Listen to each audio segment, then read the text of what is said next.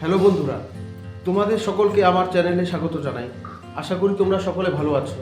আজকে আমি তোমাদের সাথে আলোচনা করতে যাচ্ছি জল রঙের পোস্টার সম্পর্কে।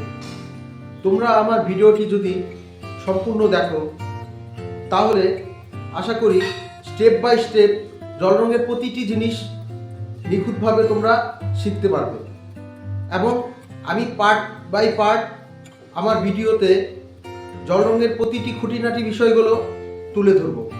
আমরা প্যালেটে কিভাবে রং দিই, আমাদের বসার পোস্টার কীরকম হয় এবং আমাদের সাজানোর কৌশল কীরকম হবে সেই বিষয়টি তোমাদের সাথে আলোচনা করব।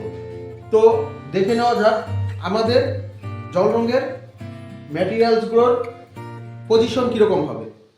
তো আমি তোমাদের দেখাচ্ছি আমাদের যে ড্রয়িং শিট থাকবে, অর্থাৎ সেই আর্ট পেপার বা ওয়াটার কালার প্যাডের পজিশনটি ঠিক আমাদের সোজাসুজি, যাতে আমরা সহজে কালার করতে পারি।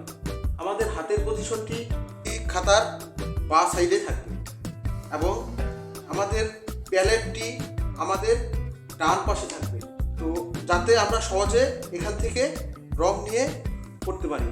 অন্যদিকে আমরা যেই তুলিগুলি আমরা ইউজ করব সেই তুলিগুলোর পজিশন ডান সাইডে থাকবে প্যালেটের ঠিক পরে, এবং প্যালেটের ঠিক সামনে এই ক্লথটি থাকবে।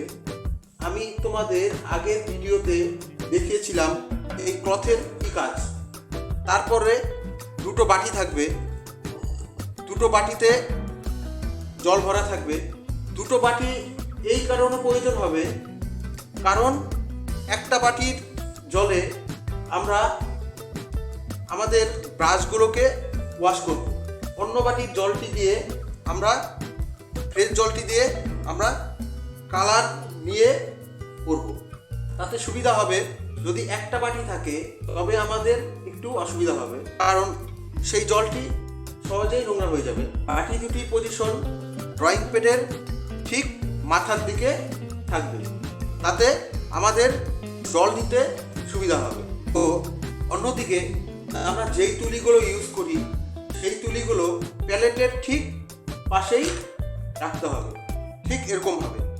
তাহলে আমরা সহজেই এই প্যালেট থেকে রং নিয়ে আমাদের ড্রয়িং প্যাডে করতে পারি এবং এই জলের পাত্র থেকে জল নিয়ে এই প্যালেটে আমরা সহজেই আসতে পারি। জল বাড়ানোর বা কমানোর ক্ষেত্রে আমরা এই ক্লথকে সহজেই ইউজ করতে পারি। এই পজিশনে তোমরা যদি বসো তাহলে তোমাদের রং করতে অনেকটাই সুবিধা হবে। অনেকে কি করে, আমাদের যে এই পজিশনটা সেটা ফলো করে না।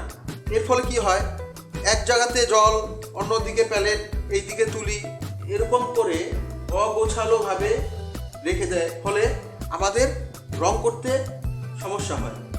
তো সেই সমস্যা থেকে মুক্তির জন্য তোমরা এই প্রসেসটি অ্যাপ্লাই করবে। অন্যদিকে আমি এখন তোমাদের দেখাতে যাচ্ছি কিভাবে আমাদের এই প্যালেটে রং ঢালতে হয়, এবং আমি রং ঢেলে তোমাদের দেখিয়ে দিচ্ছি। রং ঢালার ক্ষেত্রে আমি বলবো তোমরা সিস্টেম অনুযায়ী রংটা প্যালেটে ঢালার চেষ্টা করবে। তো হালকা থেকে আমরা ডিপের দিকে যাব। তাহলে আমরা প্রথমে লেমন ইয়েলো অর্থাৎ হালকা হলুদ রংটি ঢেলে নিব। তার আগে আমি একটা কথা বলছি, এই যে প্যালেট, এই প্যালেটের ইন্ডেক্সগুলো আছে, এগুলো হলো কালারটাকে ইনপুট করার জন্য, এবং এই বড় বড় ইন্ডেক্সগুলো আছে, এগুলো হলো আমাদের এখান থেকে কালার নিয়ে মেশানোর জন্য। তো আমি রংটা ঢেলে দেখাচ্ছি। এখানে আরেকটা কথা বলছি, তোমাদের যতটুকু প্রয়োজন ঠিক ততটুকুই তোমরা রং ঢেলে নিবে।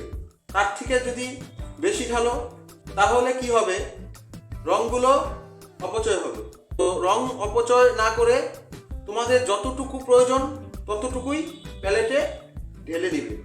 লেমন ইয়েলোর পর আমরা ঢেলে নিব গ্যাম্বোজ হিউ, অর্থাৎ তোমরা বলতে পারো মিডিয়াম হলুদ। তারপর আসছি ইয়েলো আকারে, অর্থাৎ তোমরা বলতে পারো ডিপ ইয়েলো। এই পজিশনে হবে হালকা হলুদ, মিডিয়াম হলুদ এবং ডিপ হলুদ। তো এরপরে আসবো ভার্মিলন হিউ, অর্থাৎ আমি সহজ ভাষায় বলি এটাকে তোমরা কমলা লাল বলতে পারো।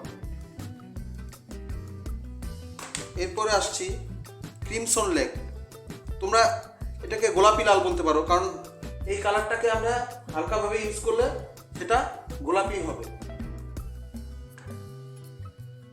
এরপর আমরা ঢালবো বানশিয়ানা, অর্থাৎ খয়েরি রং সহজ ভাষায়।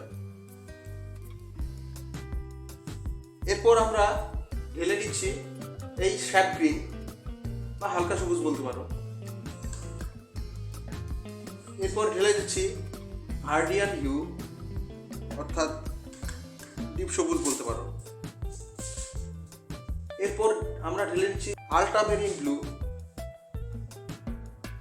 এরপর কুশিয়ান ব্লু, অর্থাৎ এটাকে ডিপ টিল বলতে পারো। এক পাশে আমরা ব্ল্যাকটা ইনপুট করছি। তাহলে